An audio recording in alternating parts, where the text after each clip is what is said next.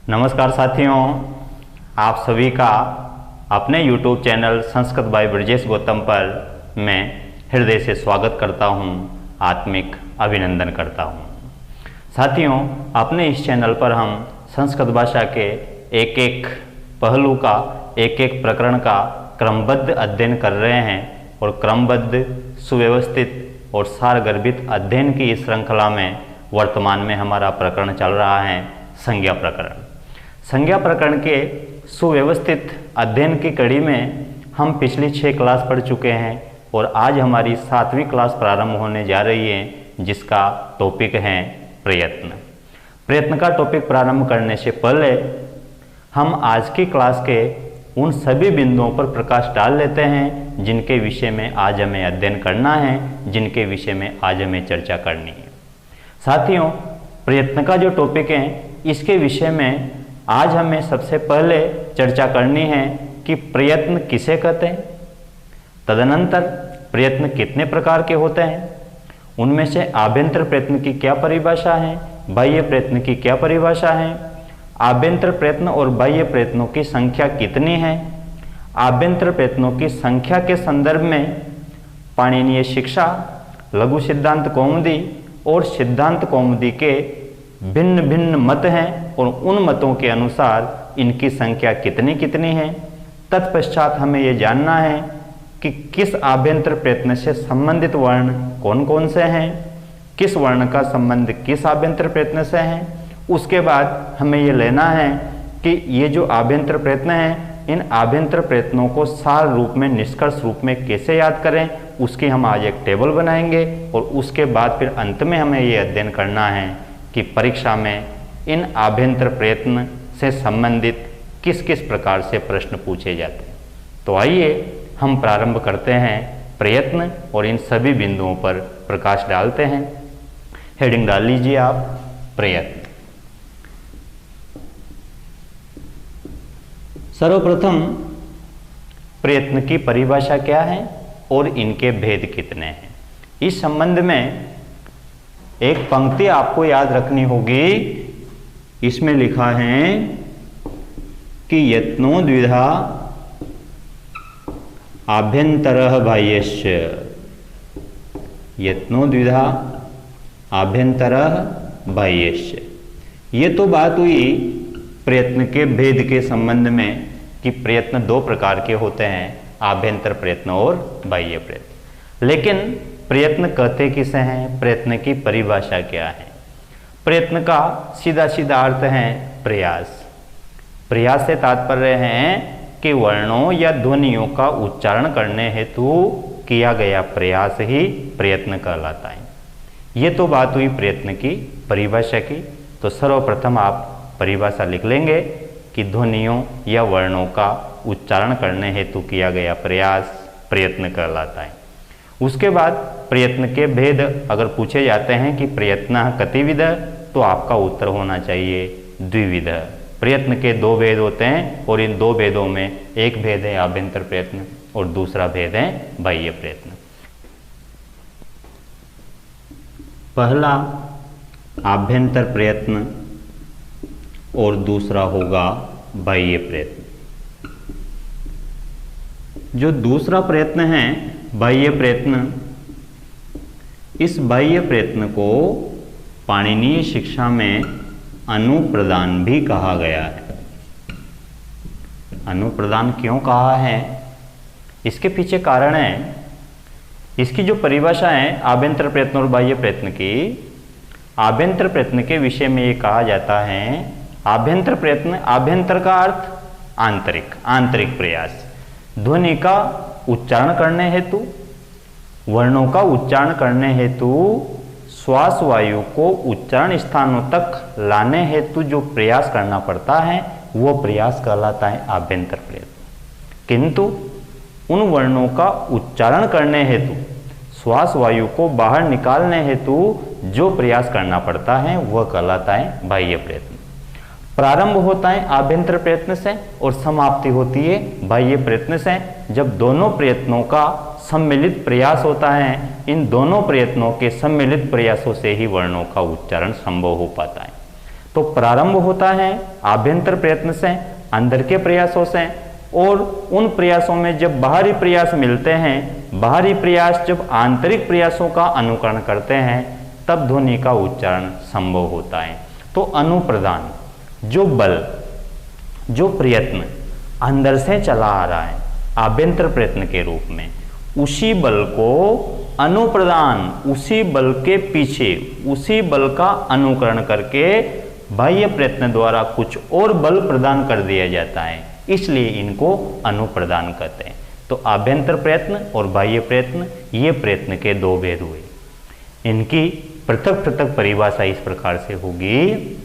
आभ्यंतर प्रयत्न की बात करें तो श्वास वायु को मुख विवर्तक अर्थात उच्चारण स्थानों तक लाने हेतु किया गया प्रयास आभ्यंतर प्रयत्न कहलाता है, जबकि उन वर्णों के उच्चारण हेतु श्वास वायु को बाहर निकालने हेतु किया गया प्रयास बाह्य प्रयत्न कहलाता है। इस संबंध में एक बात हमें विशेष रूप से ध्यान रखनी है कि आभ्यंतर प्रयत्नों का अनुभव केवल वक्ता ही कर सकता है, जबकि बाह्य प्रयत्नों का अनुभव वक्ता और श्रोता दोनों कर सकते हैं। जैसे अभी वर्तमान में मैं आपको पढ़ा रहा हूँ, मैं वक्ता हूँ, मुझे इन वर्णों की उत्पत्ति करने के लिए, ध्वनियों की उत्पत्ति करने के लिए प्रयत्न की आवश्यकता हो रही है, प्रयत्न करने पड़ रहे हैं। मैं आभ्यंतर प्रयत्न भी कर रहा हूँ और बाह्य प्रयत्न भी कर रहा हूँ, तभी मैं वर्णों का उच्चारण कर पा रहा हूँ।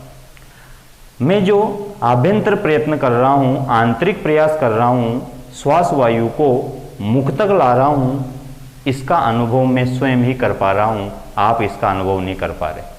मैं स्वयं ही जान पा रहा हूँ कि कैसे मैं उस श्वास वायु को उठाकर मुख तक ला रहा हूँ, लेकिन मेरा मुंह जो हिल रहा है, मैं जो उन वर्णों को बाहर निकालने के लिए प्रयास कर रहा हूँ, वर्णों के उच्चारण हेतु जो मैं प्रयास कर रहा हूँ, उसका अनुभव मैं भी कर रहा हूँ और उसका अनुभव आप भी कर रहे हो। आपको भी प्रत्यक्ष दिख रहा है कि मैं वर्णों का कैसे उच्चारण कर रहा हूँ, लेकिन मेरे अंदर जो प्रयास हो रहे हैं, इन प्रयासों का अनुभव केवल मैं कर रहा हूँ, वो अप्रत्यक्ष प्रयास आपको दिखाई नहीं दे सकते। ये तो बात हुई परिभाषा और अनुभव की। अब बात करते हैं हम संख्या की। तो सामान्यतः आभ्यंतर प्रयत्नों की संख्या 5 मानी गई है, जबकि बाह्य प्रयत्नों की संख्या 11 मानी गई है। ये जो आभ्यंतर प्रयत्नों की संख्या 5 है, ये सामान्य संख्या है। फिर अलग अलग मतों के बारे में, अलग अलग मतों के अनुसार अलग अलग संख्या के बारे में हम अभी चर्चा करते हैं। आप इसका स्क्रीनशॉट ले लीजिए, फिर उसके बाद हम आभ्यंतर प्रयत्न पर अपना पूरा ध्यान केंद्रित करेंगे।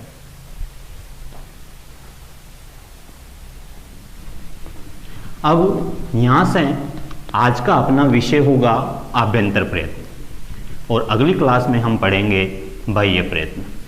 तो अब आप हेडिंग डाल लीजिए आभ्यंतर प्रयत्न। सर्वप्रथम आभ्यंतर प्रयत्न की परिभाषा और उसके बाद फिर संख्या। आभ्यंतर प्रयत्न की परिभाषा की जहाँ तक बात है, तो अभी अभी हमने चर्चा की थी कि आभ्यंतर प्रयत्न किसे कहते हैं। आभ्यंतर प्रयत्न की परिभाषा में हमें इतना लिखना है कि श्वास वायु को मुख विवर्तक अर्थात उच्चारण स्थानों तक लाने हेतु किया गया प्रयास आभ्यंतर प्रयत्न कहलाता है। ठीक, इसके बाद एक लाइन और उसमें ऐड कर लीजिएगा कि आभ्यंतर प्रयत्न का अनुभव केवल वक्ता ही करता है, और आगे लिखिएगा कि आभ्यंतर प्रयत्नों की संख्या सामान्य रूप से 5 है। अब आभ्यंतर प्रयत्नों की संख्या के विषय में हमें अलग अलग मतों का परिचय प्राप्त करना यहाँ पर जरूरी हो जाता है। पाणिनीय शिक्षा के अनुसार आभ्यंतर प्रयत्न कितने हैं, सिद्धांत कौमुदी के अनुसार आभ्यंतर प्रयत्न कितने हैं, और लघु सिद्धांत कौमुदी के अनुसार आभ्यंतर प्रयत्न कितने हैं, उनके मतों के अनुसार अलग अलग संख्या जानने से पहले हमें 5 आभ्यंतर प्रयत्नों के नाम याद होने चाहिए। तो वो चर्चा करने से पहले हम 5 आभ्यंतर प्रयत्नों के नाम यहाँ पर लिख लेते हैं। आभ्यंतर प्रयत्नों में सबसे पहला जो आभ्यंतर प्रयत्न है वह है स्पृष्ट। जो सामान्य 5 आभ्यंतर प्रयत्न हैं उन पांचों के नाम क्या क्या हैं? सर्वप्रथम पहला आभ्यंतर प्रयत्न है स्पृष्ट। दूसरा आभ्यंतर प्रयत्न आता है अपना ईसत स्पृष्ट। उसके बाद तीसरा आभ्यंतर प्रयत्न है विवृत। चौथा आभ्यंतर प्रयत्न है ईसद विवृत। और पंचम और अंतिम आभ्यंतर प्रयत्न है संवृत। ये तो 5 मुख्य आभ्यंतर प्रयत्न हुए। अब जैसा कि अभी हमने चर्चा की थी कि पाणिनीय शिक्षा के अनुसार अलग मत हैं, लघु सिद्धांत कौमुदी का मत अलग है और सिद्धांत कौमुदी का मत अलग है। तो तीनों के मतों पर हमें चर्चा करनी है। ये बिंदु काफ़ी महत्वपूर्ण है परीक्षा की दृष्टि से, ध्यान से समझिएगा। यहाँ पर तीनों का हम तुलनात्मक अध्ययन करेंगे। इसमें सर्वप्रथम पाणिनीय शिक्षा का मत क्या है, साथ में हम लेंगे कि सिद्धांत कौमुदी का मत क्या है, और अंत में हम पढ़ेंगे कि लघु सिद्धांत कौमुदी का मत क्या है। सबसे पहले तो आप संख्या ध्यान रख लीजिए। पाणिनीय शिक्षा और सिद्धांत कौमुदी इन दोनों के अनुसार आभ्यंतर प्रयत्नों की संख्या 4 मानी गई है, जबकि लघु सिद्धांत कौमुदी में आभ्यंतर प्रयत्नों की संख्या 5 है। अगर ऊपर से प्रश्न पूछा जाता है कि आभ्यंतर प्रयत्ना कति भवन्ति, तो इतना पर्याप्त है जानने के लिए। पहला प्रश्न बिल्कुल सामान्य प्रश्न, आभ्यंतर प्रयत्ना कति भवन्ति, आपका उत्तर क्या होगा? 5। किसी भी ग्रंथ का, किसी भी रचयिता का नाम नहीं दिया हुआ है, सीधा सीधा पूछ लिया आभ्यंतर प्रयत्ना कति भवन्ति, तो आपका उत्तर होगा 5। यदि ग्रंथ का नाम दिया या इसके रचयिता का नाम दिया, लघु सिद्धांत कौमुद्यनुसारम या इसके रचयिता वरदराजस्य मतानुसारम आभ्यंतर प्रयत्नानाम संख्या का वर्तते, तब भी आपका उत्तर होना चाहिए 5। सिद्धांत कौमुद्यनुसारम या इसका जो रचयिता है भट्टोजी दीक्षित मतानुसारम आभ्यंतर प्रयत्ना कति भवन्ति, तो उत्तर होगा 4। और पाणिनीय शिक्षायाम कति आभ्यंतर प्रयत्नानाम उल्लेख वर्तते, तब भी आपका उत्तर होना चाहिए 4। ठीक है, तो दोनों में तो 4 लगाएंगे। लघु सिद्धांत कौमुदी के अनुसार पूछा जाता है तो 5, और किसी के अनुसार नहीं पूछा जाता है, सामान्य प्रश्न आता है, तो फिर आपका उत्तर होना चाहिए 5। ये तो बात हुई संख्या की। अब यहाँ पर निश्चित रूप से आपकी जिज्ञासा हो रही होगी कि इन दोनों में जो एक आभ्यंतर प्रयत्न कम है, तो कौन सा आभ्यंतर प्रयत्न इनमें शामिल नहीं किया गया? इन 5 में से किस आभ्यंतर प्रयत्न को पाणिनीय शिक्षा और सिद्धांत कौमुदी में मान्यता नहीं दी गई? ध्यान दें, लघु सिद्धांत कौमुदी के जो 5 आभ्यंतर प्रयत्न हैं, वे 5 आभ्यंतर प्रयत्न तो वही हैं जो 5 आभ्यंतर प्रयत्न हमने ऊपर लिखे हैं। स्पृष्ट, इसके बाद ईसत स्पृष्ट, तीसरा है विवृत, चौथा है ईसद विवृत, और 5वां है संवृत। जो सिद्धांत कौमुदी और पाणिनीय शिक्षा में 4 आभ्यंतर प्रयत्न दिए गए हैं, वो कौन कौन से? सबसे पहले हम बात करें सिद्धांत कौमुदी की। सिद्धांत कौमुदी में जो 4 आभ्यंतर प्रयत्न दिए हुए हैं, इन 4 आभ्यंतर प्रयत्नों में पहला आभ्यंतर प्रयत्न है स्पृष्ट, दूसरा आभ्यंतर प्रयत्न है ईसत स्पृष्ट, तीसरा आभ्यंतर प्रयत्न है विवृत, और चौथा आभ्यंतर प्रयत्न है संवृत। इससे स्पष्ट हो जाता है कि सिद्धांत कौमुदी में ईसद विवृत नामक आभ्यंतर प्रयत्न का कोई उल्लेख नहीं है। आचार्य भट्टोजी दीक्षित जो सिद्धांत कौमुदी के रचयिता हैं, इनके मत में ईषद विवृत को एक आभ्यंतर प्रयत्न के रूप में मान्यता नहीं दी गई। अब हम बात करते हैं पाणिनीय शिक्षा की। पाणिनीय शिक्षा के अनुसार आभ्यंतर प्रयत्न 4 हैं, वो कौन कौन से हैं? इन्होंने पहला आभ्यंतर प्रयत्न माना है स्पृष्ट, दूसरा माना है ईषत स्पृष्ट, तीसरा माना है विवृत और चौथा माना है ईषद विवृत। अतः यहाँ पर स्पष्ट हो जाता है कि पाणिनीय शिक्षा में संवृत नामक आभ्यंतर प्रयत्न को मान्यता नहीं दी गई। पाणिनीय शिक्षा में जो ईषद विवृत हैं, इस ईषद विवृत को अर्ध विवृत भी कहा गया है। ईषद विवृत या अर्ध विवृत, वहाँ पर ईषद विवृत शब्द नहीं मिलता, वहाँ पर शब्द मिलता है अर्ध विवृत। तो यदि ईषद विवृत शब्द नहीं भी मिलता है आपको परीक्षा में, अर्ध विवृत मिल जाता है, तब भी इसका अर्थ आपको ईषद विवृत से लेना है, ये कोई अलग से बाह्य आभ्यंतर प्रयत्न नहीं है। तो यहाँ पर साथियों ये चीज़ क्लियर हो गई कि किस ग्रंथ के अनुसार आभ्यंतर प्रयत्नों की संख्या कितनी है और कौन कौन सी। अब मुझे लगता है कि परीक्षा की दृष्टि से आभ्यंतर प्रयत्नों की संख्या के संदर्भ में आपके मन में किसी प्रकार का कोई संदेह, कोई संशय नहीं रहा होगा। आप लोग इसको नोट कर लें, इसका स्क्रीनशॉट ले लें, फिर हम इन 5 आभ्यंतर प्रयत्नों को अलग अलग पढ़ेंगे।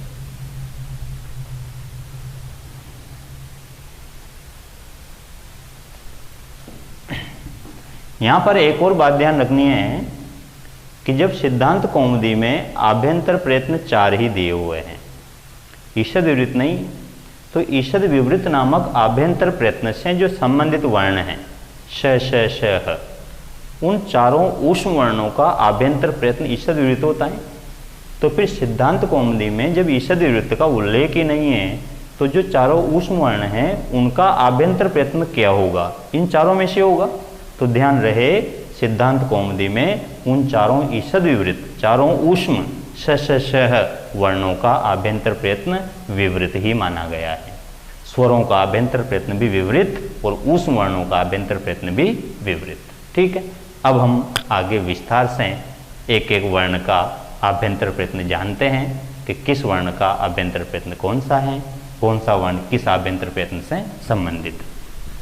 ये जो अभी हमने चार्ट बनाया है, इस चार्ट के विषय में अनेक छात्र पहले भी प्रश्न कर चुके हैं।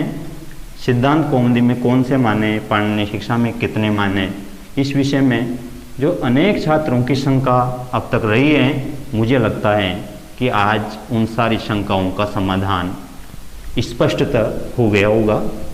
अब हम आगे बढ़ते हैं। संख्या से आगे बढ़कर यदि एग्जामिनर प्रश्न पूछता है, पर्टिकुलर एक वर्ण दे देते हैं या वर्णों का समूह दे दिया जाता है और आपसे पूछा जाता है कि इन वर्णों का आभ्यंतर प्रयत्न क्या होगा, तो उसका फिर क्या उत्तर हमें देना है, बस अब हमें उसी विषय में अध्ययन करना है। सबसे पहला आभ्यंतर प्रयत्न अपना आता है स्पृष्ट। स्पृष्ट के विषय में लघु सिद्धांत कौमुदी में लिखा है कि स्पृष्टम प्रयत्नम स्पर्शानाम। स्पृष्टम प्रयत्नम स्पर्शानाम, इसका अर्थ ये हुआ कि स्पर्श वर्णों का आभ्यंतर प्रयत्न स्पृष्ट होता है। स्पर्श वर्णों का आभ्यंतर प्रयत्न स्पृष्ट होता है। अब स्पर्श वर्ण कौन से होते हैं? तो स्पर्श वर्णों का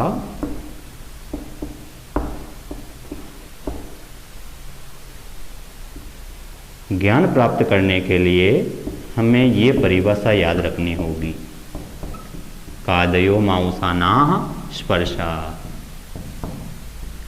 इसका अर्थ ये हुआ कि क आदय, आदि का अर्थ होता है प्रारंभ, और म अवसान, अवसान का अर्थ होता है समाप्ति। क से प्रारंभ और म पर समाप्ति, अर्थात क से लेकर म तक। क से लेकर म तक के जितने भी वर्ण हैं वह सब स्पर्श कहलाते हैं। क से म तक गिनेंगे तो पांचों वर्ग आते हैं। क ख ग घ ङ, च छ ज झ ञ, ट ठ ड ढ ण, त थ द ध न, प फ ब भ म। इन पांचों वर्गों के जो 25 व्यंजन हैं, इन 25 व्यंजनों को कहते हैं स्पर्श। तो स्पर्श वर्णों का आभ्यंतर प्रयत्न स्पृष्ट है, अर्थात 25 वर्णों का आभ्यंतर प्रयत्न स्पृष्ट है। संस्कृत वर्णमाला में मूल वर्णों की संख्या 42 है, हम जानते हैं, और 42 में से जो 25 वर्ण हैं, उन 25 वर्णों का आभ्यंतर प्रयत्न हो गया स्पृष्ट। अब 17 वर्ण और बचते हैं, उनका आभ्यंतर प्रयत्न कौन सा होगा ये जानते हैं। स्पर्श का आभ्यंतर प्रयत्न स्पृष्ट हुआ। ध्यान रहे, स्पर्श को उदित भी कहते हैं, स्पर्श का ही नाम है उदित। स्पर्श वर्ण 25 है और उदित वर्ण भी 25 है, लेकिन परिभाषा अलग अलग है। उदित की परिभाषा है कु चु टू तू कु एते उदित। कु का अर्थ है क वर्ग, क ख ग घ ङ। चू से तात्पर्य है च वर्ग, च छ ज झ हैं।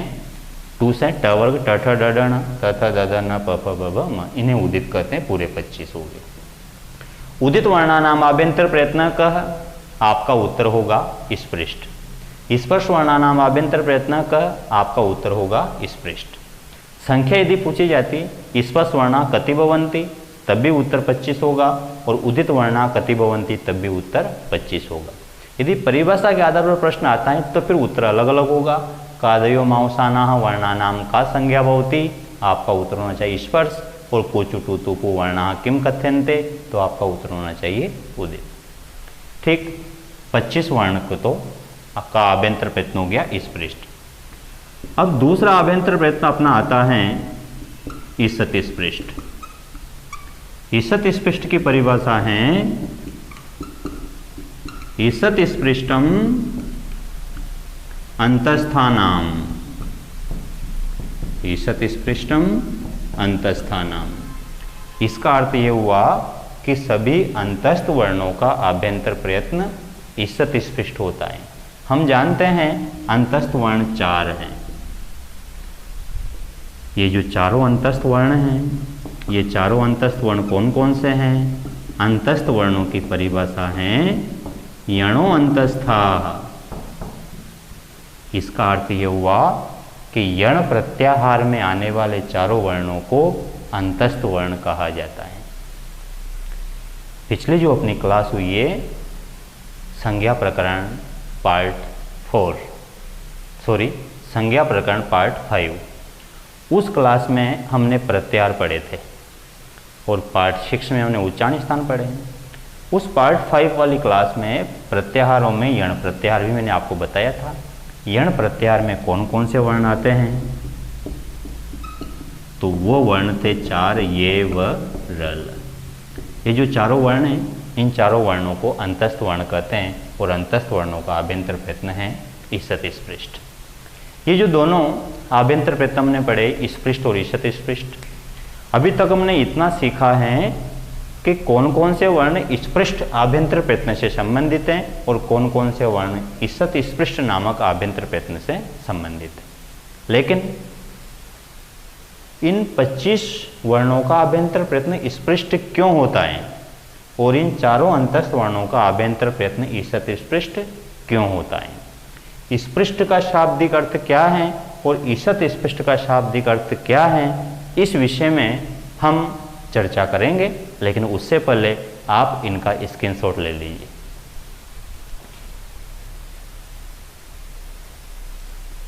ठीक है, अब इन्हें स्पृष्ट क्यों कहते हैं, उनको ईसत स्पृष्ट क्यों कहते हैं?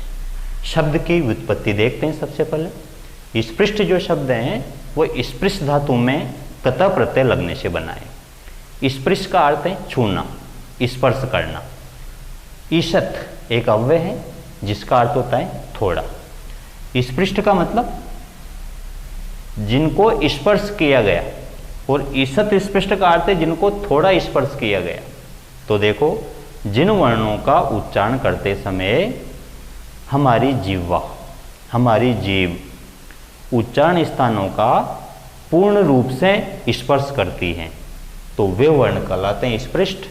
और यदि हमारी जीवा उच्चारण स्थानों का थोड़ा स्पर्श करती तो फिर उन वर्णों को कहा जाता है ईषत् स्पृष्ट। तो इन 25 स्पर्श वर्णों का उच्चारण करते समय हमारी जीवा श्वास वायु उच्चारण स्थानों का पूर्णतः स्पर्श करती है और इन चारों वर्णों का उच्चारण करते समय हमारी जीवा या श्वास वायु उच्चारण स्थानों का थोड़ा स्पर्श करती, ईषत् स्पर्श करती। इसलिए इन चारों को ईषत् स्पृष्ट की श्रेणी में रखा गया और उन सभी 25 को स्पृष्ट की श्रेणी में रखा गया। थोड़ा या ज़्यादा कितना स्पर्श करती है, कैसे करती है, आप खुद करके देख लीजिए। आपके पास उच्चारण स्थान भी है और आपको उच्चारण करना भी आता है, श्वास वायु भी है, उच्चारण स्थान भी है, जीभ भी है, सब है आपके पास। करो उच्चारण, आपको खुद को पता चल जाएगा। देखो च, च स्पर्श वर्ण है और इसका उच्चारण स्थान है तालु। ईचु यशानाम तालु। ये ईचु यशानाम तालु, ये का उच्चारण स्थान भी तालु है और च का उच्चारण स्थान भी तालु है। लेकिन च का आभ्यंतर प्रयत्न है स्पृष्ट और ये का आभ्यंतर प्रयत्न है ईषत् स्पृष्ट। ऐसा क्यों है? क्योंकि जब हम च का उच्चारण करते हैं तो हमारी जीभ उच्चारण स्थान का अर्थात तालु का पूर्ण रूप से स्पर्श करती है और जब ये का उच्चारण करते हैं तो थोड़ा सा स्पर्श करती है। उच्चारण करके देखो, च बोलने का प्रयास करो। च प्रयास करो, बोलना नहीं, प्रयास करना है। करो प्रयास, बोलना मत, प्रयास करो। च बोलने का प्रयास करो।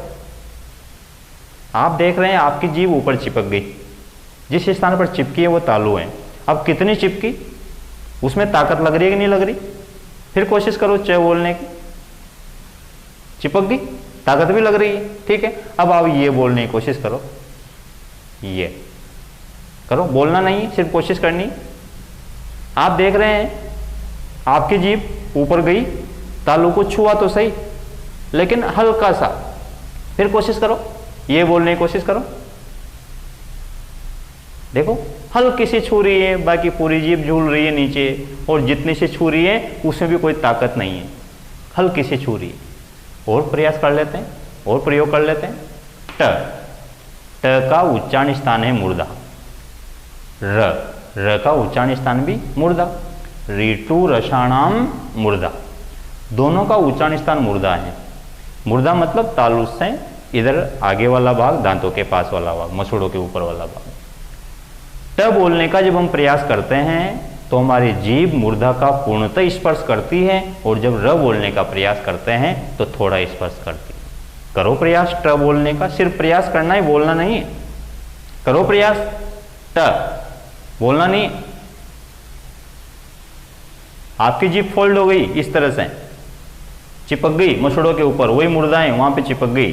फिर करो कोशिश ट बोलने की, चिपक गई। ताकत कितनी है उसमें? जितनी लगा सकती थी ताकत उतनी लगा रखी है, पूरी ताकत लग रही है उसमें, पूर्णतः स्पर्श हो रहा है। अब जरा र बोलने की कोशिश करो, करो कोशिश, बोलना नहीं, कोशिश करनी। देखो आप महसूस कर रहे हैं, आप खुद अनुभव कर रहे हैं कि जीभ का केवल अग्रभाग उस मूर्धा को छू रहा है, बाकी पूरी जीभ फ्री है, पूरी जीभ झूल रही है और उसमें कोई ताकत नहीं है, थोड़ा सा स्पर्श हो रहा है। ये नितांत प्रायोगिक है पाणिनीय शिक्षा, ये मात्र मनगढ़ंत चीजें नहीं है, ये सब प्रायोगिक हैं। इसलिए इन 25 को स्पृष्ट कहते हैं और इन चारों को ईषत् स्पृष्ट कहते हैं। ठीक है, अब हम तीसरा आभ्यंतर प्रयत्न लेते हैं, विवृत।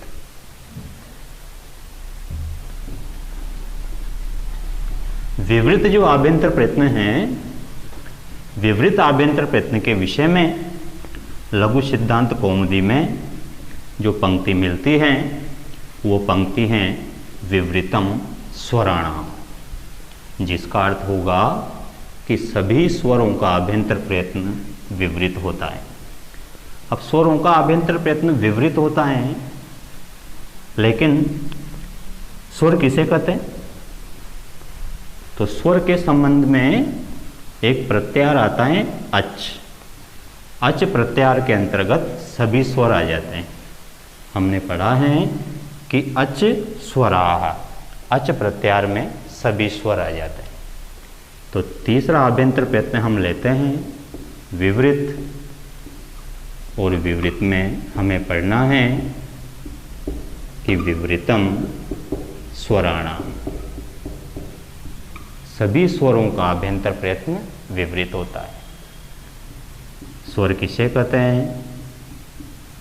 स्वर की परिभाषा है अच स्वरा, अर्थात अच प्रत्याहार में आने वाले सभी वर्णों को स्वर कहते हैं।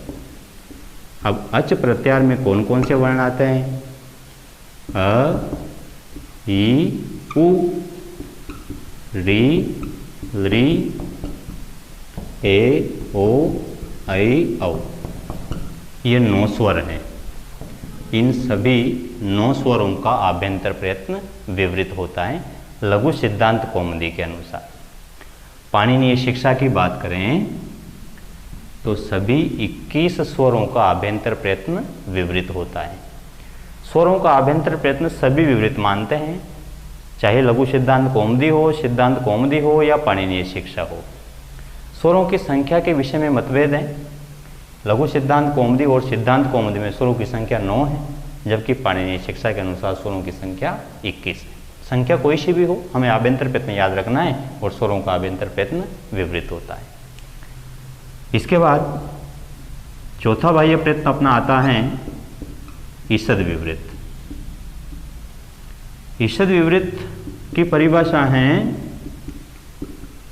ईषद विवृतम ऊष्माणाम।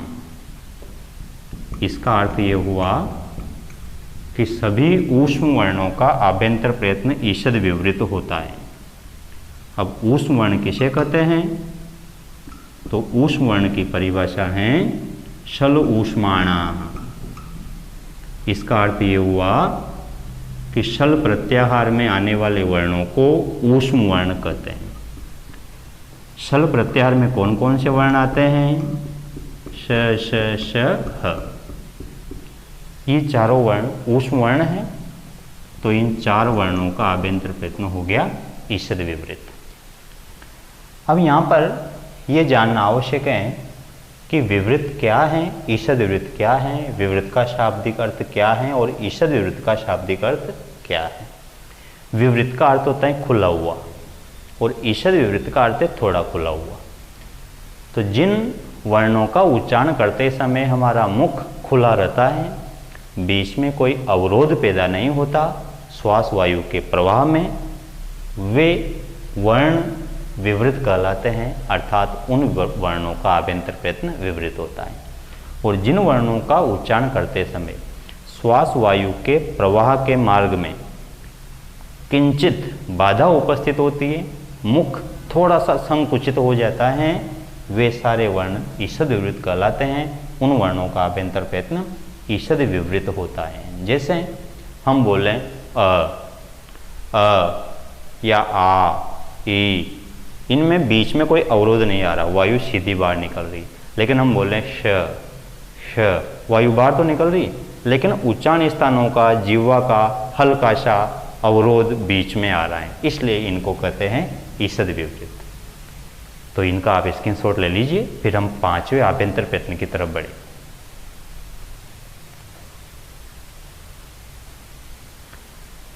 ध्यान रहे, पाणिनीय शिक्षा में ईषद विवृत को अर्ध विवृत कहा है। हमने लिखा है आगे, ईषद विवृत को ही अर्ध विवृत कहा है।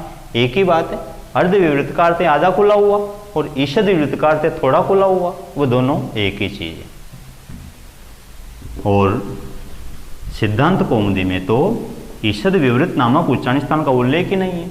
ईषद विवृत के जो ये चारों वर्ण हैं स, स, स, इन चारों वर्णों का आभ्यंतर प्रयत्न विवृत ही माना है सिद्धांत कौमुदी में आचार्य भट्टोजी दीक्षित ने। अब यहां से हम 5वें आभ्यंतर प्रयत्न की तरफ बढ़ते हैं। यहां तक आते आते हमने ये सीख लिया कि जो 42 वर्ण है संस्कृत वर्णमाला के, उन 42 वर्णों में से किस वर्ण का आभ्यंतर प्रयत्न कौन सा होता है। और यहाँ पर यदि हम इन वर्णों की संख्या को जोड़ें तो सभी 42 वर्ण आ चुके हैं। 25 वर्ण स्पर्श हैं, 4 अंतस्थ हैं। तो स्पर्श वर्णों का आभ्यंतर प्रयत्न स्पृष्ट और अंतस्थों का ईसत स्पृष्ट। देखो 25 वर्ण तो चले गए स्पृष्ट के पास, 4 अंतस्थ ये वर्ण ये चले गए ईसत स्पृष्ट के पास, 9 जो स्वर हैं वो चले गए विवृत के पास, और जो 4 ऊष्म वर्ण हैं वो चले गए ईषद विवृत के पास। अब ऐसी स्थिति में यदि हम इनको जोड़ें तो 25 और 4 29, 29 और 9 38, 38 और 4 42, और संस्कृत वर्णमाला में वर्णों की कुल संख्या भी 42। इसके अनुसार सभी 42 वर्ण खत्म हो चुके हैं, लेकिन हमारा एक आभ्यंतर प्रयत्न बच गया और वह है संवृत्त। तो आइए हम देखते हैं कि संवृत्त आभ्यंतर प्रयत्न कौन सा है, किस किस वर्ण का आभ्यंतर प्रयत्न संवृत्त होता है। उसके लिए वर्ण ही नहीं बचा, तो संवृत्त का संबंध किस वर्ण से होगा देखते हैं।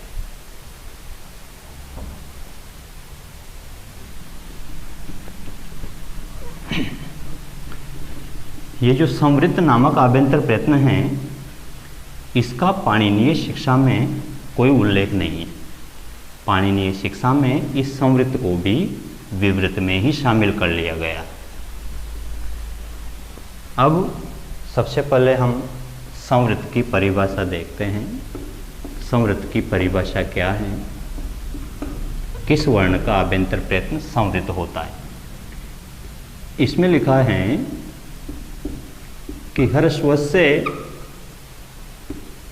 अवर्णस्य, ह्रस्वस्य अवर्णस्य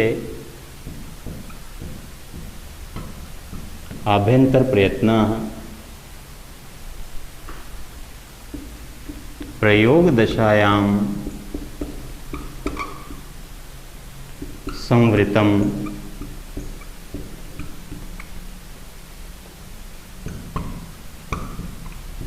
प्रक्रियायां तु विवृतमेव।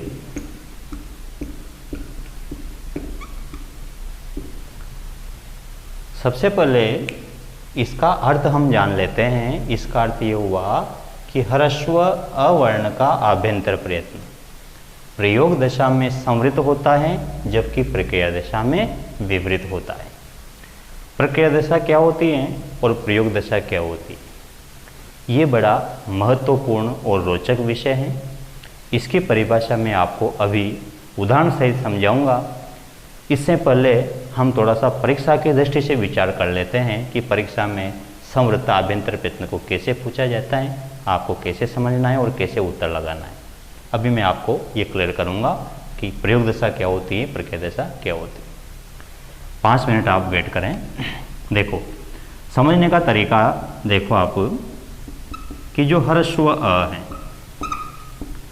ह्रस्व अ भी एक स्वर है, और अभी अभी हमने पढ़ा था विवृत आभ्यंतर प्रयत्न के संदर्भ में कि सभी स्वरों का आभ्यंतर प्रयत्न विवृत होता है। इस आधार पर ह्रस्व अ का आभ्यंतर प्रयत्न भी विवृत होना चाहिए, स्वाभाविक बात है, और होता भी।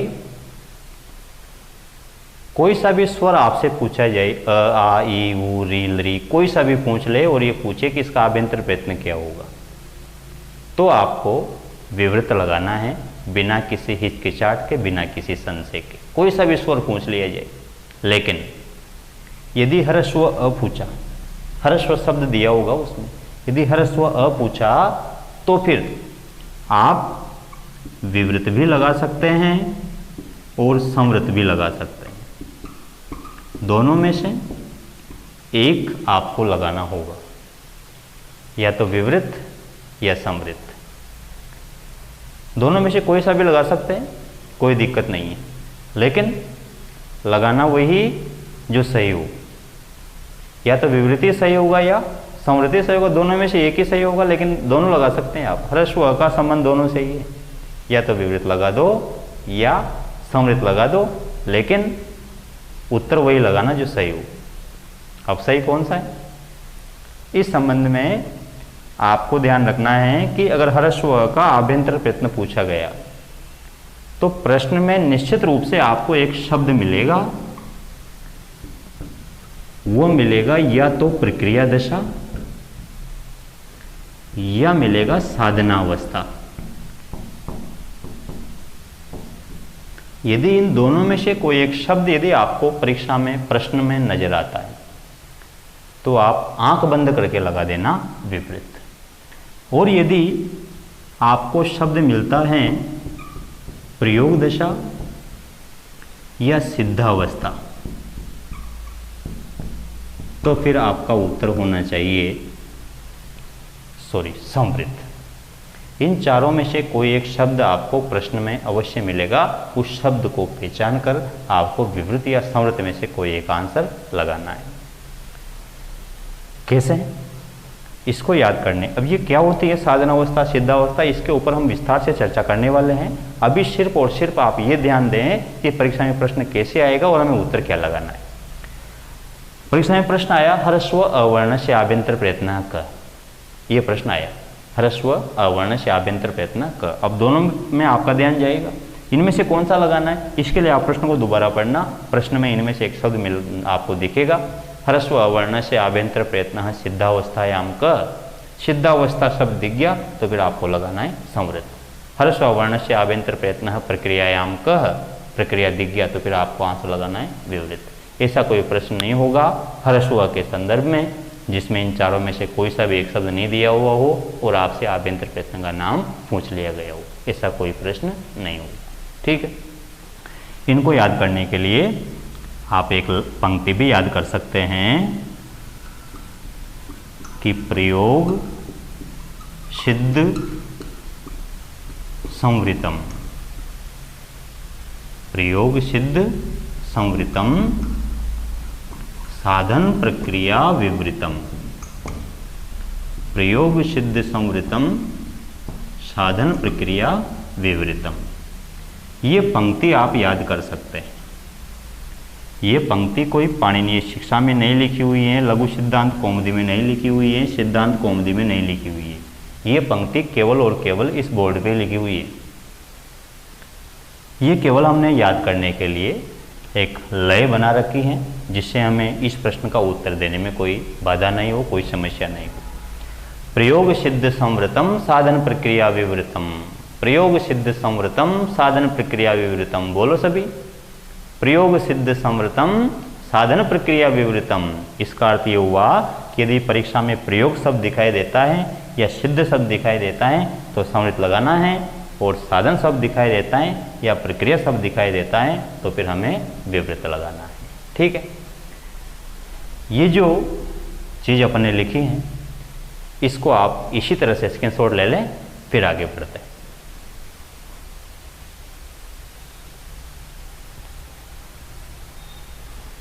ठीक है, अब ये जो इसकी परिभाषा है संवृत की, आप इस परिभाषा का अर्थ कैसे लिखेंगे वो भी जान लीजिए। इसका जब आप अर्थ लिखो तो उसके लैंग्वेज इस तरह से लिखना कि ह्रस्व अवर्ण का आभ्यंतर प्रयत्न प्रयोग दशा में या सिद्धावस्था में संवृत होता है, जबकि प्रक्रिया दशा या साधन अवस्था में, बिल्कुल सही है, प्रक्रिया दशा या साधन अवस्था में विवृत होता है। ह्रस्व अवर्ण का आभ्यंतर प्रयत्न प्रयोग दशा या सिद्धावस्था में संवृत होता है, जबकि प्रक्रिया दशा या साधन अवस्था में विवृत होता है। इस प्रकार से इसका अर्थ आप लिख लीजिएगा। अब कैसे प्रश्न बनेगा और आपको उत्तर क्या लगाना है, ये चीज़ मैंने आपको एक ट्रिक के माध्यम से भी बताई है, और मैं आपको यहाँ पर एक प्रश्न ही लिख देता हूँ, क्या उसके लैंग्वेज होगी और क्या आंसर देना होगा। आंसर आप दोगे, मैं प्रश्न लिख रहा हूँ। ह्रस्व अवर्णस्य आभ्यंतर प्रयत्नः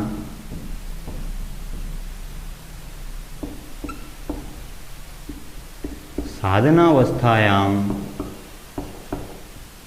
कह। बताइए क्या उत्तर होगा? साधन। वो जो ट्रिक है उसको ध्यान करो। प्रयोग सिद्ध संवृतम साधन प्रक्रिया विवृतम, साधन प्रक्रिया विवृतम। साधन शब्द आ गया, इसका मतलब इसका उत्तर होगा विवृत। इस प्रकार से प्रश्न पूछा जाएगा। प्रश्न का लैंग्वेज यही रहेगी, सिर्फ यहाँ साधन की जगह दूसरा शब्द आ सकता है। सिद्ध आ जाए तो समृत लगा दो, प्रयोग आ जाए तो समृत लगा दो, प्रक्रिया आ जाए तो विवृत लगा दो। शब्द देखना बस आप तो, और उस शब्द का एक ही समाधान है। इस प्रकार के प्रश्न का सिर्फ एक लाइन में समाधान है, एक पंक्ति में समाधान है। प्रयोग सिद्ध समृतम साधन प्रक्रिया विवृतम। ठीक है, लिख लो इस क्वेश्चन को, स्क्रीनशॉट ले लो।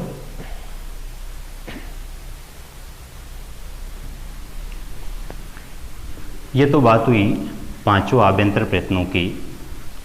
अब यहाँ पर आपकी जिज्ञासा पूर्ति के लिए प्रयोग दशा और प्रक्रिया दशा को स्पष्ट करना अनिवार्य हो जाता है।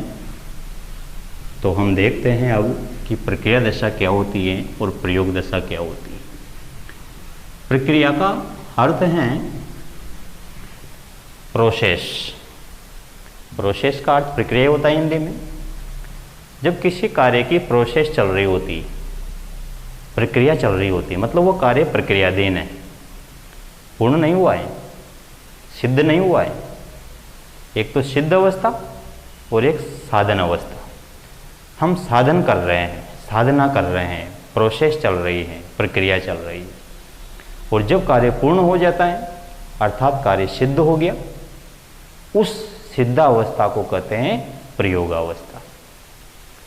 तो यदि वर्ण संबंधी कोई कार्य, चाहे वह संधि संबंधी कार्य हो या समास संबंधी कार्य हो, यदि वर्ण संबंधी कार्य चल रहा है, संधि का काम चल रहा है, प्रक्रियाधीन है, तो वह जो वर्ण है वो प्रक्रिया दशा वाला वर्ण कहलाएगा। और यदि संधि हो चुकी है, समास हो चुका है और जिस स्वर का निर्माण हुआ वह सिद्धावस्था वाला स्वर कहलाएगा। कैसे? जैसे एक वर्ण है, एक शब्द है,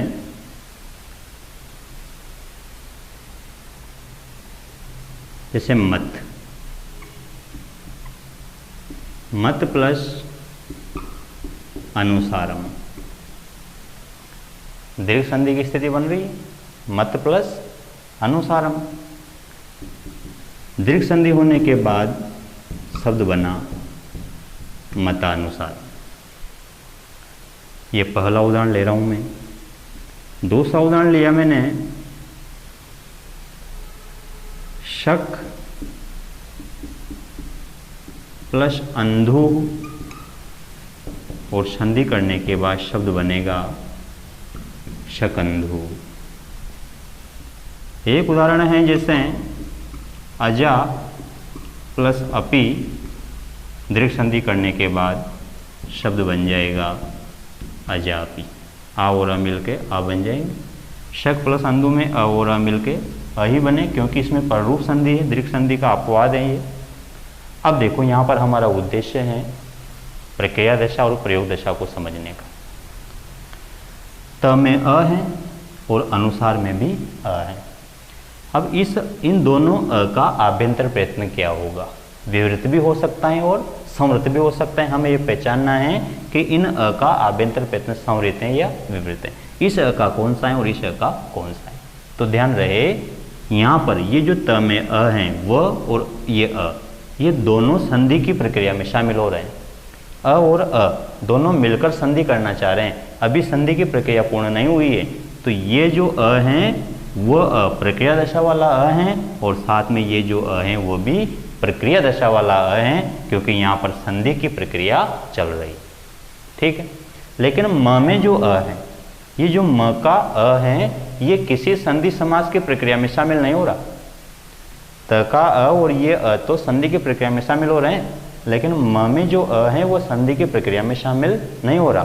तो म का जो अ है वो तो कहलाएगा प्रयोग दशा वाला अ, अर्थात सिद्धावस्था वाला अ, और ये दोनों अ कहलाएंगे प्रक्रिया दशा वाला अ।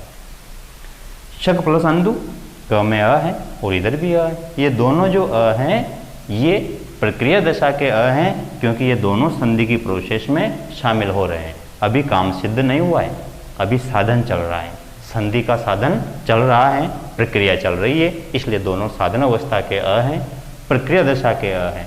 लेकिन जब संधि करने के बाद हम शब्द बनाते हैं शकंदु, तो शकंदु में क में जो अ है, यद्यपि वह अ इन दोनों अ से मिलकर ही बना है, लेकिन क में जो अ है ये प्रयोग दशा वाला अ है। क्यों? क्योंकि अब यहाँ पर कोई प्रोसेस नहीं चल रही, अब तो काम सिद्ध हो चुका और सिद्धावस्था ही प्रयोग दशा कहलाती है। अजा प्लस अपि, अजा में आ है और इधर अपि में अ है। ये जो अ है ये प्रक्रिया दशा वाला अ है, क्योंकि इस अ का हम संधि की प्रक्रिया में उपयोग कर रहे हैं। लेकिन अजा में जो अ है यह अ प्रयोग दशा वाला अ है, क्योंकि यह अ संधि की प्रक्रिया में शामिल नहीं हो रहा। तो ये तो हुआ प्रयोग दशा प्रयोग दशा वाला अ, और ये अ होगा प्रक्रिया दशा वाला अ, और शब्द बन गया अजापि। ठीक है, अब मुझे लगता है कि प्रक्रिया दशा और प्रयोग दशा आपके अच्छी प्रकार से समझ में आ गई होगी। अब यहाँ पर एक चीज विशेष है कि इस अ को हमने प्रक्रिया दशा में विवृत माना और प्रयोग दशा में संवृत माना। इसको हम संवृति मान लेते, हमेशा के लिए हर स्वर अ संवृत को दे दिया जाता और बाकी स्वर विवृत को दे दिए जाते। उस अ को दोनों में बांटने की क्या आवश्यकता आ रही थी, विवृत में और संवृत में, हमेशा के लिए संवृत कर देते। अब तो उसका क्या दुष्परिणाम होता, देखो आप। हमने पढ़ा कि सभी स्वरों का आभ्यंतर प्रयत्न विवृत है, इसका मतलब अजा में ज में जो आ है इसका आभ्यंतर प्रयत्न भी विवृत है, और अपि में जो अ है इसका आभ्यंतर प्रयत्न संवृत। यदि हमेशा असंवृत को दे दिया जाता तो उसकी बात कर रहा हूं मैं, तो ये संवृत हो गया और ये आ विवृत हो गया। इसका मतलब इन दोनों के आभ्यंतर प्रयत्न अलग अलग हो गए, और जिन वर्णों के आभ्यंतर प्रयत्न एक समान होते हैं वे वर्ण सवर्ण कहलाते हैं। अब यहाँ आभ्यंतर प्रयत्न अलग अलग हो गए, इसका तो विवृत, इसका तो संवृत और इसका विवृत। अब आभ्यंतर प्रयत्न जब अलग अलग हैं तो वो दोनों एक दूसरे के सवर्ण नहीं हो सकते, और जब तक वो सवर्ण नहीं होंगे तब तक उनके बीच दीर्घ संधि नहीं हो सकती, क्योंकि दीर्घ संधि का सूत्र है अक सवर्णे दीर्घे, अक सवर्णे दीर्घ।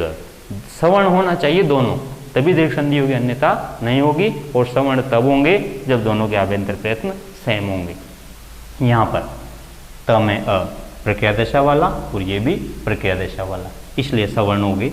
यहाँ पर जा में आ विवृत है और ये अ भी विवृत है, क्योंकि ये प्रक्रिया दशा वाला है, तो विवृत विवृत दोनों सेम हो गए, इसलिए सवर्ण बनने के कारण यहाँ पर सवर्ण दीर्घ संधि हो गई। तो ये बात थी प्रक्रिया दशा और प्रयोग दशा की।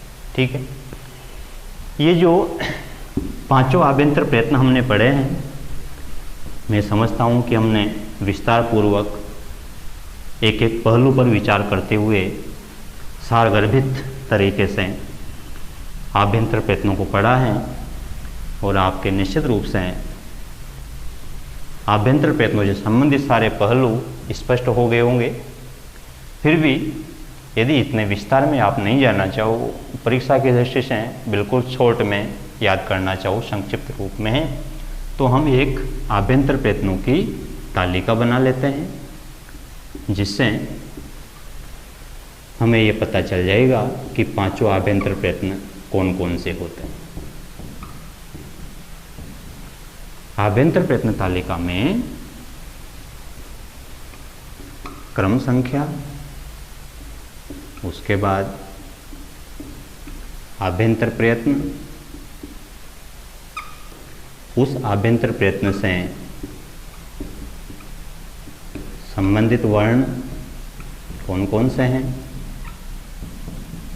उन वर्णों का प्रकार क्या है, और फिर अंत में उन वर्णों की संख्या कितनी।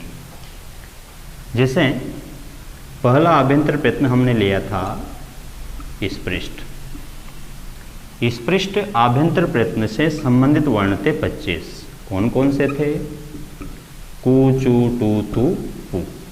पूरे 25 जो उदित वर्ण हैं, स्पर्श वर्ण हैं, वह सब स्पृष्ट हैं। और ये जो वर्ण हैं कु, चू, टू, तू, पू, इन्हें क्या कहते हैं हम? उदित या स्पर्श भी कहते हैं। कुचू टू को तो उदित कहते हैं, और कादेव माउसाना क से लेकर म तक यदि वो नहीं लगाएंगे तो स्पर्श कहेंगे, और इनकी संख्या है 25। दूसरा आभ्यंतर प्रयत्न हमने लिया ईसत स्पृष्ट, और ईसत स्पृष्ट के जो 4 वर्ण हैं वह हैं ये वरल। इन चारों वर्णों को कहते हैं अंतस्थ। और आपको ध्यान होगा कि जो यण प्रत्याहार है ये वरल, उस यण प्रत्याहार में आने वाले चारों वर्ण अंतस्थ कहलाते हैं। तो हम अंतस्थ वर्णों को यण वर्ण भी कह सकते हैं, और इनकी संख्या है 4। उसके बाद तीसरा आभ्यंतर प्रयत्न आता है विवृत। विवृत आभ्यंतर प्रयत्न से संबंधित वर्णों की संख्या 9 है। ई उ रील री ए ओ ऐ औ सभी स्वर विवृत में आते हैं। तो ये जो 9 वर्ण हैं इनको कहते हैं स्वर, और इनको अच भी कहते हैं क्योंकि अच प्रत्याहार के अंतर्गत सभी स्वर आ जाते हैं। इनकी संख्या लघु सिद्धांत कौमुदी के अनुसार 9 है, किंतु पाणिनीय शिक्षा के अनुसार 21 है। पांचवा चौथा आभ्यंतर प्रयत्न जो अपना आता है वह है ईषद विवृत। जो चौथा आभ्यंतर प्रयत्न है ईषद विवृत, इस ईषद विवृत आभ्यंतर प्रयत्न से संबंधित वर्णों की संख्या 4 हैं। स श श ह। इन चारों वर्णों को हम ऊष्म वर्ण कहते हैं, और इनको शल भी कह सकते हैं क्योंकि शल प्रत्याहार में सभी चारों ऊष्म वर्ण आ जाते हैं।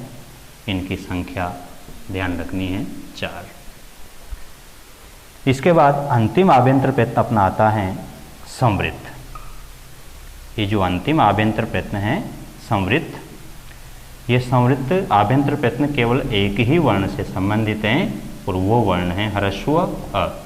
और वह ह्रस्व अ भी केवल प्रयोग दशा में,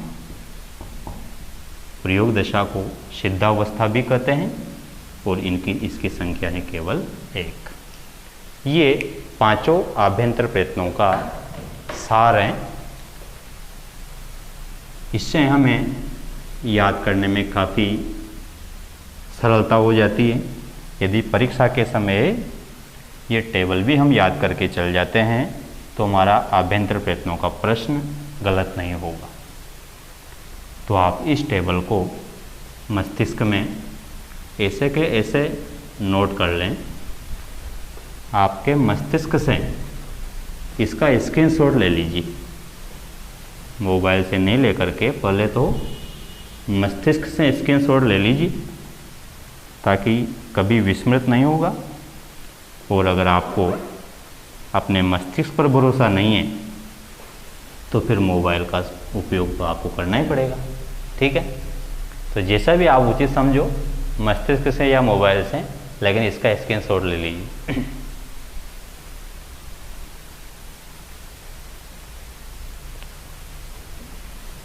ठीक है, ये पांचों आभ्यंतर प्रयत्न और उनसे संबंधित वर्ण हमने विस्तार पूर्वक पढ़े हैं। अब आभ्यंतर प्रयत्नों के संबंध में परीक्षा में किस किस प्रकार से प्रश्न पूछे जाते हैं, बीच बीच में यद्यपि हमने प्रश्नों की चर्चा की है किस प्रकार से प्रश्न पूछे जाएंगे, फिर भी यहाँ पर एक समरी के रूप में हम उन सभी प्रश्नों का एक एक उदाहरण ले लेते हैं जिस जिस टाइप से परीक्षा में प्रश्न पूछा जा सकता है। संख्या के संदर्भ में, भेदों के संदर्भ में और वर्णों के संदर्भ में परीक्षा में किस किस प्रकार से प्रश्न पूछा जा सकता है, ये हम यहाँ पर देख लेते हैं। सबसे पहला प्रश्न भेद के संबंध में पूछा जाएगा। जैसे पहला प्रश्न मैं यहाँ पर ले रहा हूँ,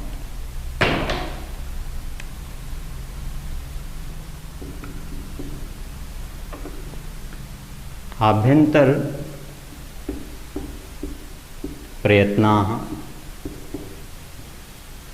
कति भवन्ति।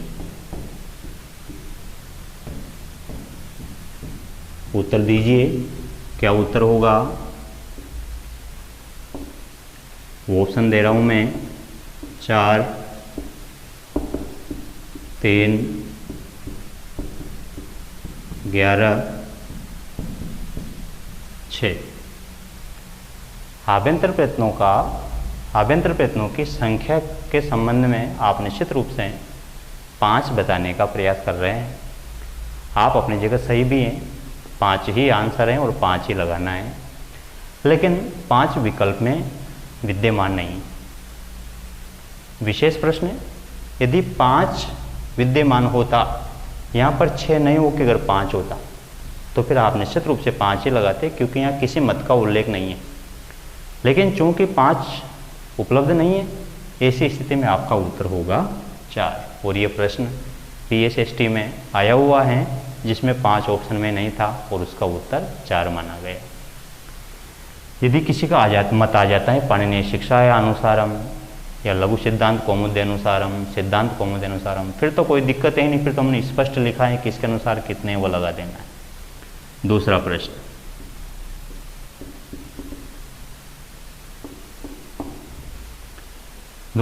देखो आप, यणः आभ्यंतर प्रयत्नः भवति। डायरेक्ट नहीं पूछा, प्रत्यार बनाकर पूछा है, यण का आभ्यंतर प्रयत्न क्या होगा। अब आपका उत्तर क्या होगा? यण प्रत्यार में चारों अंतस्थ वर्ण आते हैं, ये और अलग, और हम जानते हैं कि अंतस्थ वर्णों का आभ्यंतर प्रयत्न होता है ईषत् स्पृष्ट। तो यदि आपको ये पूछ लिया जाए कि अंतस्था नाम आभ्यंतर प्रयत्न कर, तब तो ईषत् स्पृष्ट लगाना ही है, लेकिन अंतस्थ अगर नी भी दे, यण भी दे दे, तब भी आपको कन्फ्यूज नहीं होना है, इसका आभ्यंतर प्रयत्न भी ईषत् स्पृष्ट ही लगाना है। इसके बाद तीसरा प्रश्न,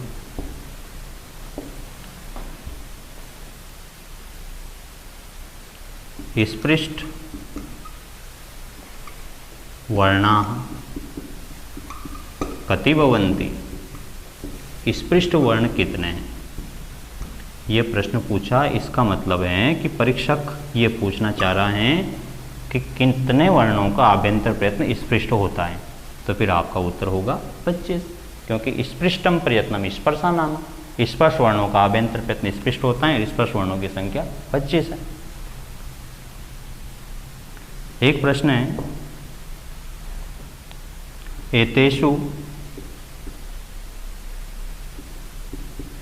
ईषद् विवृतः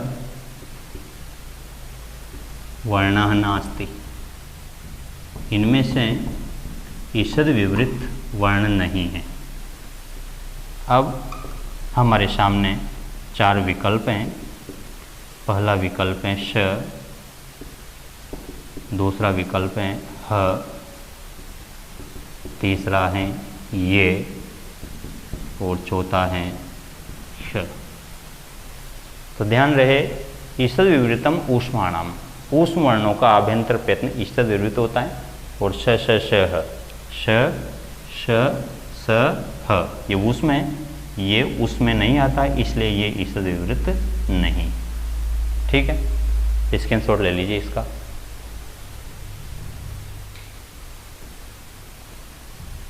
ठीक है, तो साथियों, आज हमने ये आभ्यंतर प्रयत्न का टॉपिक पढ़ा है।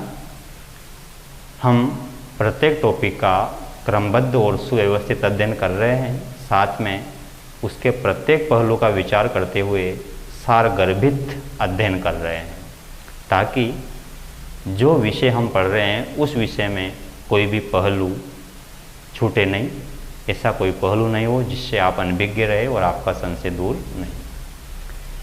संज्ञा प्रकरण हम पढ़ रहे हैं और संज्ञा प्रकरण की जो पिछली 6 क्लास हुई है उनमें हमने प्रत्येक पहलू पर विचार किया, प्रत्येक बिंदु को गहनता से समझा, और आज ये इसकी 7वीं क्लास थी और आगे भी अनवरत रूप से ये श्रृंखला जारी रहेगी। यदि पिछला कोई टॉपिक आपने नहीं पढ़ा है तो आप नीचे डिस्क्रिप्शन पर जाकर के प्रत्येक टॉपिक का लिंक देख सकते हैं इनकी अलग अलग प्लेलिस्ट भी बनी हुई है। व्याकरण शास्त्र के इतिहास की 4 क्लास हुई है, उसके अलग प्लेलिस्ट हैं। कर्ता क्रिया सामंजस्य की 1 क्लास हुई है, उसके अलग प्लेलिस्ट हैं। और संज्ञा प्रकरण की आज 7वीं क्लास हैं, इनकी अलग प्लेलिस्ट है। तो आप उस डिस्क्रिप्शन पर जाकर प्रत्येक टॉपिक का लिंक ढूंढकर उस पर क्लिक करके कोई सी भी क्लास पढ़ सकते हैं और क्रमबद्ध ज्ञान प्राप्त कर सकते हैं। और आपको आगे आने वाली क्लास का नोटिफिकेशन मिले, इसके लिए आप इस चैनल को सब्सक्राइब कर लीजिए। यदि किसी ने अभी तक नहीं किया है तो आप सब्सक्राइब कर लीजिए, ताकि आपको आगे आने वाली क्लास का नोटिफिकेशन मिले। और आपकी जो परीक्षा हैं उस परीक्षा को पास करने में, आपके लक्ष्य को प्राप्त करने में यदि इन क्लास का कोई योगदान रहता है तो ये मेरे लिए बड़े सौभाग्य की बात होगी। आपने इस क्लास को बड़े ध्यान और तन्मयता के साथ पढ़ा, इसके लिए आप सभी को धन्यवाद। इसके बाद हम अगली क्लास में फिर मिलेंगे, फिर अपना टॉपिक होगा बाह्य प्रयत्न। आज के लिए बस इतना ही काफ़ी है। आप सभी का बहुत बहुत धन्यवाद। नमस्ते।